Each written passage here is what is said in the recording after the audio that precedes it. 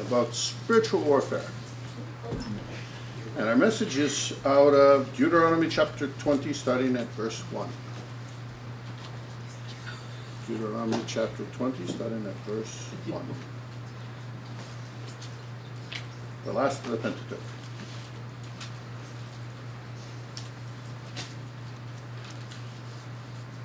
And this is Moses speaking to the people of Israel before he passes away. He says, "When you go out to battle against thine enemies, and see horses and chariots and a people more than you, be not afraid of them. The Lord thy God is with thee, which brought thee up out of the land of Egypt." Now, you can say, well, I'm not in the wilderness, I'm not fighting Egyptians, and I have no spears, no swords, and nobody's got chariots anymore. But that's not the point, obviously. The first part of this is when you go out to battle against your enemies. I mean, that's really the key phrase. Because we have lots of enemies. Actually, we've really, in a sense, it looks like we have lots of enemies. Actually, the biggest enemy we have is ourselves. Different message. But we see all kinds of problems. We see financial problems. We see health problems. We see relationship problems. We see employment problems. We see financial problems. We see all kinds of problems. And we tend to look at the problem and say, well, this is the problem. Now I got to fix the problem. And we're wrong on both counts. Because we need to look at Ephesians chapter 6, verse 12 first, where it says, "We wrestle not against flesh and blood." The things of this world are not the things that we have a problem with. We wrestle not against flesh and blood. So what do we wrestle against? We wrestle against principalities and powers, the rulers of darkness of this world, spiritual wickedness in high places. In other words, what you see is not what you get in terms of problems. Now, we all tend to tackle the problem. It's like, well, I know how to do this, and we'll work it through, or sometimes we get scared. I don't know. And it's like, who can I get to help me with the problem? And all of that is pretty much the wrong approach to take. And you say, well, he doesn't know what he's talking about. Yeah, 63 years, you'll learn a few things. Like Althea's mom says, I wasn't born big. Point being, I, like everyone else, has encountered the same kind of problems, generically speaking, all of them. And like most people, I took the usual approach, which is, let's see if I can fix this, and what can I do about it, or who can I get to help me with this problem. And we'll come back to Ephesians chapter 6, that's exactly the wrong approach to it, because every problem has a spiritual underpinning. Every problem is designed to get us closer to Jesus. Now we have Jesus on the one side, just like with the story of Job. We have Jesus on the one side allowing problems to come into our life. Because he's saying, you know what, I'm going to use this to draw you closer. But the enemy's on the other side saying, I'm going to use this to draw him further away. And we're the one that makes that decision. So we think we can solve the problem, but we're stumbling around in the dark. Turning the light on is just bringing it to Jesus. We can't take on the powers of darkness by ourselves anyway. So how do we take on the powers of darkness? How do we fight the good fight? How do we overcome the enemy? All the spiritual wickedness in high places. The way we do it is by prayer. Mealology. Getting into the presence of God. Telling him about our problem, even though he knows about it. But you see, when we tell him about it, he helps us with one of the two problems. One of the two problems being how we feel about the problem. We always have two problems. The problem itself and how we feel about it. Because our fear will mess us up. Our anger will mess us up. So the first thing we got to do is we got to talk about how we feel about this issue that we're confronting. I like the Jamaican perspective. They say we don't have problems in Jamaica. We have situations. So much easier to approach it as a situation than a problem. Already you've got half the problem solved. That is your attitude towards it. And so we have to come into the presence of God recognizing this is about God. Like the second part of chapter 20 verse 1, he says, "For the Lord thy God is with thee, which brought thee up out of the land of Egypt." Whatever your problem is, he says, God's with you.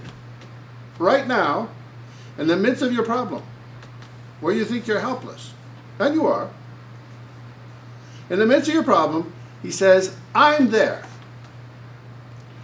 And he says, I'm the same God that brought you up out of Egypt. And he's brought us all up out of Egypt, because Egypt is a type of the world, before we were saved. He said, I saved you out of Egypt.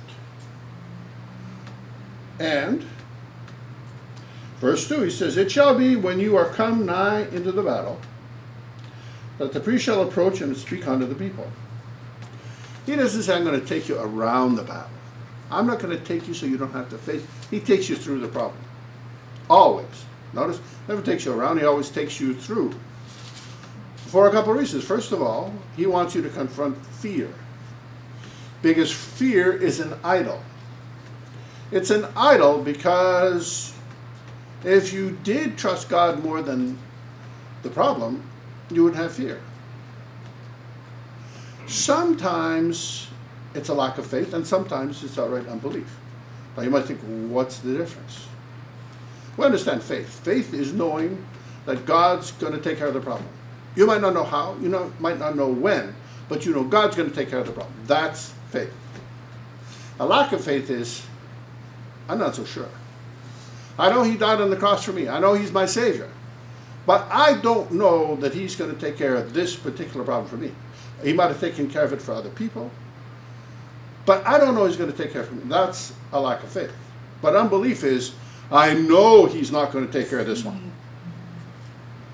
And it sounds crazy, but sometimes Christians actually say that. It's like, I know he can't. I know I have to take care of this. I know God's not going to take care of it for me. Well, then why be a Christian? You have to trust that he died on the cross, and all through his word he says, I'm going to be with you, I'm going to take care of you. So we have to believe. When you come nigh to the battle, because, you see it coming and then it finally arrives. So now what am I going to do? He says, I'm going to be with you. And when you come to the battle, the priest shall approach and speak unto the people. Who's the priest? The great high priest is the Lord Jesus Christ. He will speak to us. He will guide us. He will direct us. Sometimes he directs us with just a feeling. I know this is the way to go. How do I know? It's faith. I got peace. Sometimes we'll actually hear our voice. Sometimes we will read something and the Holy Spirit just quickens it to us, just bam. It's like, yes, I know what to do. But it doesn't matter how he does it. Sometimes it's just circumstances. It looks, okay, well, this looks like the right way to go. And he takes you right through it. Doesn't matter how. And he's not going to do it the same way all the time, because he doesn't want you to rely on the method. He wants you to rely on him. Is then approach unto and speak unto the people, and what's God going to say to you and I? He shall say unto them, Hear, O Israel, because we are the New Testament Jews.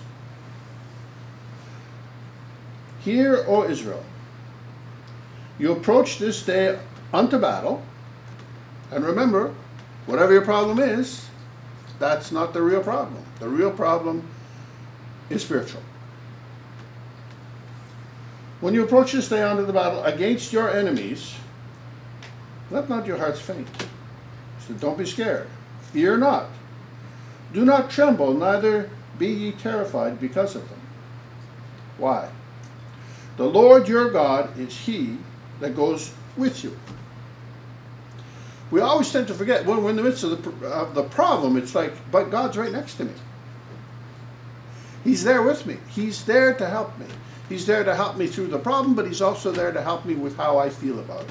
Whatever fear, whatever I got going on with me.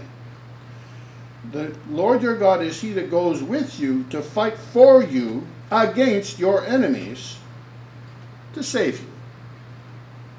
Well, it's interesting because in the Old Testament it also refers to the fact there comes a time when God will deliver his people and the unrighteous will be put in your place. No, it's not fair. I'm glad it's not fair. For me, I'm glad. I'm the beneficiary, yes, okay. Why is God putting him in? Why is God putting someone unrighteous in my place? Because they already deserve to be punished. God doesn't punish anybody that doesn't deserve it. What it's for, it doesn't really matter.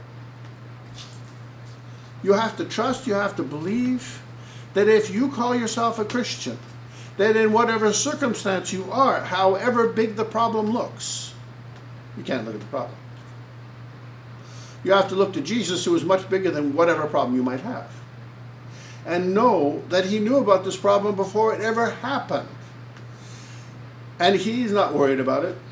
He's not losing sleep, and he doesn't want you to lose sleep over it either. It's all a day at a time. In fact, he said so. Take no thought for tomorrow. For tomorrow will take care of the things of itself. Sufficient unto today is the evil thereof. If you've got problems today, well, deal with those. Tomorrow, you'll deal with the problems that come with tomorrow. You're not looking for problems. They do come to you. They will find you. In this world, you shall have tribulation, the word tells us. But then he says something so much better. But be of good cheer, because I have overcome the world. And why does that help me? Because he's overcome? Because I'm hidden with Christ in God. Because he's overcome. When I'm in him, he overcomes. He makes me more than a conqueror. He conquers, and I just watch. That makes me more than a conqueror. He does the hard work. He does the heavy lifting, and I get the benefit. Is it fair? No, it's not fair, and I'm happy it's not fair. I don't want to do that heavy lifting. But he did it. He did it 2,000 years ago on Calvary. I thank him for it. We have so much to rejoice in. We got nothing to be down about. And we need to rejoice. We need to thank God. And we need to not forget to always recognize the problems we encounter, whatever they are there to draw us closer to him. And the nature of that problem is spiritual warfare. And that's my message today.